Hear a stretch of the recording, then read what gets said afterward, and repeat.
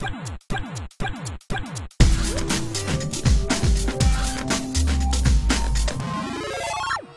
long as we still got guns, we gonna fight. And if we run out of bullets,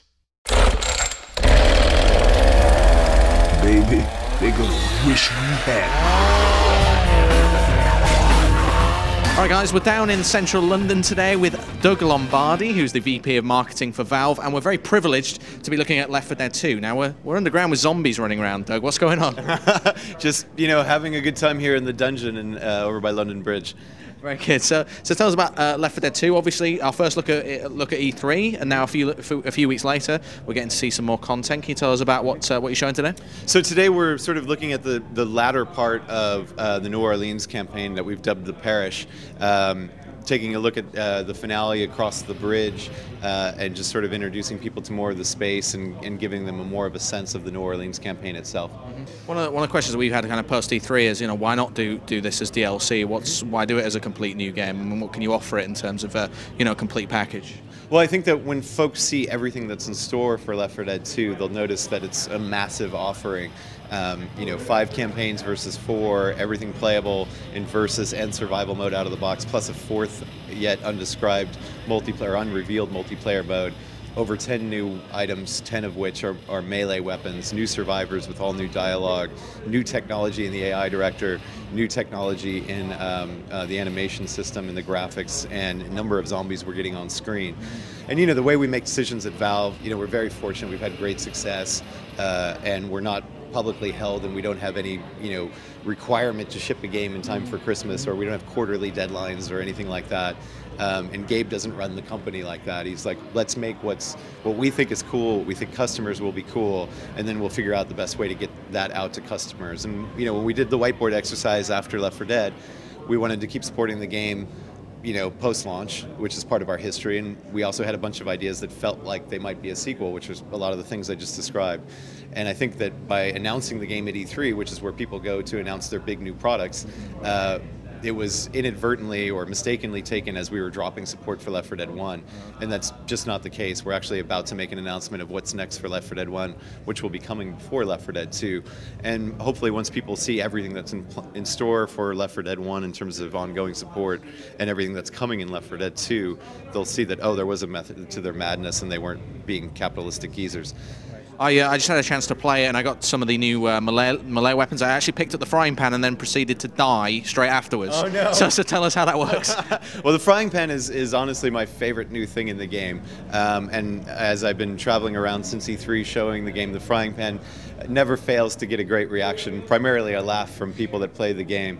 The melee weapon system in general is sort of the #1 thing that the team had in mind coming off of the first game to put in. The chainsaw, the fire axe, the frying pan came a little bit later, but the axe and the chainsaw were immediately put on the whiteboard when we started talking about what to do next. And it really offers people a chance to play the game a little bit differently. You actually probably can make it through most of the game just being the melee guy. It also has really great gameplay implications. If you get boomered and your vision's impaired and you're getting swarmed by zombies, having a machine gun when friendly fire is turned on isn't necessarily the best choice. So there's some great gameplay implications about it, in addition to just being sort of fun and over the top and another way to play the game. So in the kind of tradition of the last game in the Valve tradition, I assume there's going to be an achievement for making it through the game as the melee guy. Well, there's definitely going to be one related to the frying pan. What about the axe as well? Because with the demo that we're seeing here, you can use the axe. You kind of it gets lodged in zombies as well. Tell us how that's going to work. Is that going to be a problem if you're using it a lot? No, I mean, it's not a problem for me. I mean, what it is just giving you great response to that individual melee weapon, and we want to make sure that each one of them has a different feel, has a different ability. The axe, for example, can take certain boss monsters out with a single hit. Obviously, there's a danger that comes with getting that close to the boss monster, so there's a trade-off between how much of a badass you think you are and how much of a badass you actually are. So let's talk a little bit about some of the enemies. The new one that I encountered was the Charger. which lifts you up and like kind of pummels you to the ground. Yeah. We're going to see. Tell us a bit about the Charger and some of maybe the new enemies that we're going to see. So the Charger is the first one that we've revealed. There'll be at least 3 new boss monsters in the game. We're toying with a 4th that may or may not make it at initial launch of Left 4 Dead 2.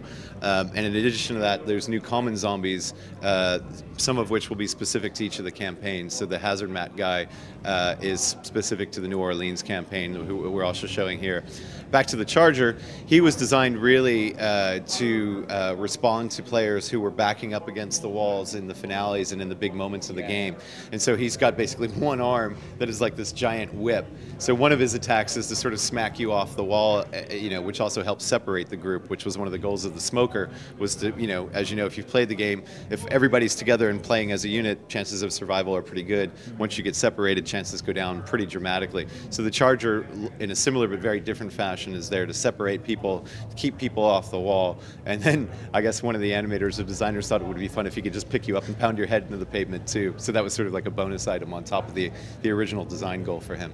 So all the environments we've seen so far, I think with New Orleans, you were saying, what other environments can we expect from the finished game, and when can we get to see them actually in action? Yeah, so we're going to be at Comic-Con next. I think it's the 3rd week of July in San Diego. And then we'll be at PAX, and we'll be at a few other shows back over here in Europe, I think, in the fall, for the one in Nordic and perhaps 1 or 2 others. Our plan is at each one of those to bring something new. So today we brought some more of the New Orleans campaign. At Comic-Con, for example, we may bring the Swamp campaign, and then at PAX something different. One thing that's important to note is that the New Orleans campaign is set in daylight, but the entire game is not set in daylight. I think that's one of the things folks took away as a bit of a confusion from E3. The Swamp, for example, which I believe is going to be the reveal at Comic-Con, is a nighttime mission, and as I mentioned during the preamble here today, we're playing with fog in that mission to reduce visibility for players that are mowing through it pretty quickly and acting as a well-oiled machine. Our predictions for E3, all of us were hoping for Half-Life Episode 3. Yep. Can you tell us anything about that at all? Freeman is not finished. That's all I can say for now. Stay tuned. Doug, thank you so much for your time. Really appreciate that, and I know you've got to get back to see your family. It's a busy schedule. You can read more about Left 4 Dead 2 on GameSpot.com. We'll have a full hands-on preview for you shortly.